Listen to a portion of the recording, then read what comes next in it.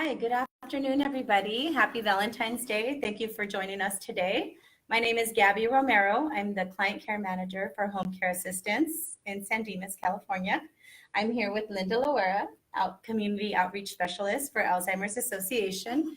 And we had the pleasure of having Linda share her expertise in an in-service for our community members and caregivers, and we covered the basics of Alzheimer's and dementia. So we're going to go over a few of those takeaways for you. And hopefully you can join us next month for our next session. And so, Linda, just starting with the most basic question, the difference between Alzheimer's and dementia. Can you go over that for us? Sure, Gabby, that's a great question. We often get that question. People are often not sure what is what, right? And so what we like to talk about, the way we like to talk about Alzheimer's and dementia is the following. We use dementia as an umbrella term. It means decline in cognition, right? So something is wrong with the brain. And under that dementia umbrella, there are different types of dementia, and Alzheimer's is the most common. And within those, different types of dementias, there are variations in symptoms. But like I said, Alzheimer's is the most common type of dementia. And so whenever somebody gets diagnosed, they should really try to get that diagnosis, the exact type of dementia that they have. Okay, wonderful. Thank you. And I know sometimes people tend to use it interchangeably, and I know that there's more knowledge out there in the community, but there may be some family members that just aren't aware yet. So it's really important to go over these basics with us. Another question, is Alzheimer's hereditary? When we talk about developing this disease, we talk about risk factors. And one of those risk factors is a gene that you could be carrying because of family, hereditary. Now, saying that, I do want to clarify that even if it is in your family, if a parent or sibling does have Alzheimer's, it doesn't mean that the person will develop it as well. Mm-hmm. So there is a risk factor if it is in the family, but it's not going to determine whether that person will develop it or not. Oh, okay. And now, is there anything that someone can do to prevent getting Alzheimer's? Like, is there something I can eat or not eat, or something to avoid?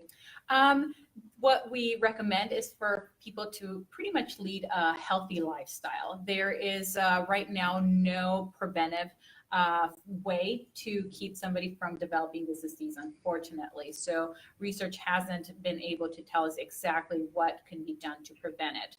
But we do know that if somebody leads a healthy lifestyle, meaning eating healthy, exercising, maintaining an active brain, and also being connected to the community, so socialization, all of those factors together does improve the chances of somebody either not developing, or just if they are going to develop that disease, maybe it starts at a later age. So more research is needed, but we always do stress healthy living. And is there early signs that someone can look out for with Alzheimer's? Can you go over some of those early signs or detection? Sure. We talk about our 10 warning signs when we talk about Alzheimer's or dementia. The most kind of common symptom that we see in Alzheimer's is memory loss. And so one of the red flags for people is, if there is memory loss, just sort of keeping an eye on it, right?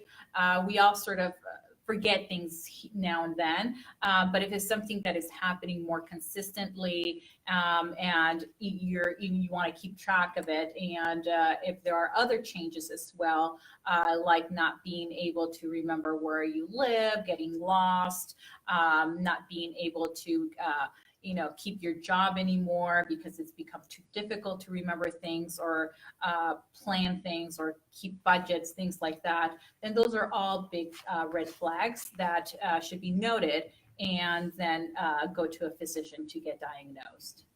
So that was actually my next question. How does someone get diagnosed? And this is really critical. If there is memory loss, like I said, that's usually one of the first signs. that there may be something wrong, then you do want to go to that physician who will look into your history, right? Look at you from head to toe, make sure there isn't anything else that is causing that memory loss. And if there isn't, then trying to make that dementia diagnosis. It is not one visit diagnosis. It's going to take quite a few physicians and lab work and just pretty much an overall overhaul of your medical history and current status to figure out if indeed it is dementia, a type of dementia, if it's Alzheimer's or one of the other dementias, but definitely important to get that diagnosis. Thank you so much, Linda, for being here today with us and sharing your expertise. Is there anything else that you would like to add to share with our community? Sure.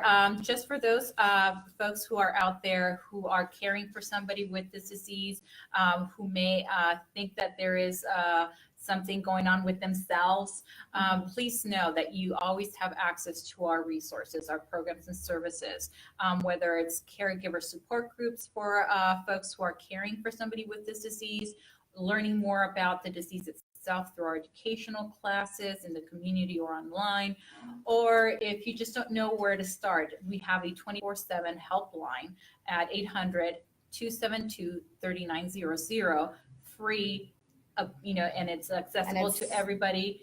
And anytime you have any questions, need any information, always feel free to contact us. It's 24/7, right? 24/7, multiple languages spoken, so it is accessible to everybody. Great, thank you so much. Please join us next month, March 14th. We'll have Linda with us, Effective Communication Strategies. Correct. At 2 p.m. Feel free to come by our office in San Dimas, Home Care Assistance, 470 South San Dimas Avenue. And our phone number is 909-599-0555. Well, thank you so much, Gabby, for having me. Thank you.